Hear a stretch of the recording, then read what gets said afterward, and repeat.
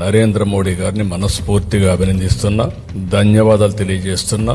అన్ని విధాలా సహకరించడమే కాదు, ముందుండి దీనికి చట్టబద్ధత ఇవ్వాలి అని నిర్ణయించుకొని ఈరోజు చట్టబద్ధత ఇచ్చే పరిస్థితికి వచ్చారు. ఆ తర్వాత అమిత్ షా గారిని అభినందిస్తున్నా. ఎందుకంటే డిపార్ట్మెంట్ ఆయనే దీన్ని ఇనిషియేట్ చేసి ఇమ్మీడియట్ గా ప్రాసెస్ చేసి పంపించారు.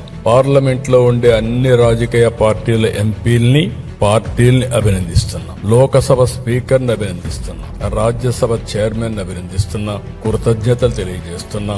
5 కోట్ల ప్రజల తరపున వాళ్ళందరికీ కూడా ధన్యవాదాలు, కృతజ్ఞతలు. ఇంకొక పక్క ఒక్క పార్టీకి మాత్రం కృతజ్ఞత చెప్పడం, అదే YSR Congress party. Plan A, plan B, ఈ రెండు చూసినప్పుడు నాకు అనిపిస్తుంది ప్లాన్ ఏ మొన్నటి వరకు 3 రాజధానులు 3 ముక్కలాట్లు, ఇప్పుడు ప్లాన్ బి.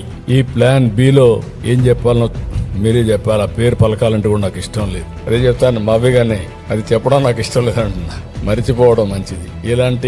ఇవన్నీ కూడా ఏమనాలి, ఏంటి మనస్తత్వం ఏంటి? నాకు అంతుపట్టలేదు, మీకు అంతుపట్టిందా? ఈ మనస్తత్వం మీకు అంతుపట్టలేదు, ప్రజలకైనా అంతుపట్టిందా? ఏంటి ఈ ప్రవర్తన? ఏంటి ఇలాంటి వాళ్ళ రాజకీయం చేయడం ఏంటి? మనందరం కలిసి ఏ విధంగా ముందుకు పోతాం?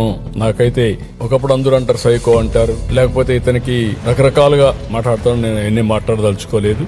ఈ రోజు దేశమంతా పార్లమెంట్ లో మనకు సపోర్ట్ చేసి ఈ రాజధాని రావాలి, అమరావతి అభివృద్ధి కావాలి, ఆంధ్ర రాష్ట్రం బాగుపడాలి, దేశ అభివృద్ధికి కూడా దోహదం చేయాలి అని వాళ్ళందరూ మాట్లాడి యునానమస్ గా అమరావతికి సంఘీభావాన్ని తెలియజేశారు. అమరావతి నిలబెట్టారు. వాళ్ళని తప్పుపడుతున్నారు. చట్టబద్ధత ఇవ్వాలనే ఉద్దేశం తీసుకొచ్చాం. వాడికి అయిపోయింది. ఇంకా ఎవరి వల్ల అవుతుందంటే, ఒక రీజనల్ పార్టీ 3 సీట్లు ఉండేవాళ్ళు, ఆంధ్రప్రదేశ్ సీట్లు 25.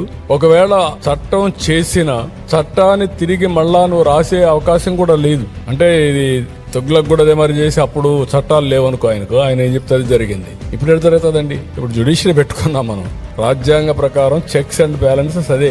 నాకు అధికారం వచ్చింది కాబట్టి చంపేస్తాను, నాకు అధికారం ఇచ్చారు కాబట్టి నా ఇష్ట ప్రకారం చేస్తారంటే ఏం చేస్తారు? లోపల పెడతారు, లేదంటే మెంటల్ హాస్పిటల్ పంపిస్తారు. ఈ విషయాలు మనం గుర్తుపెట్టుకోవాలి.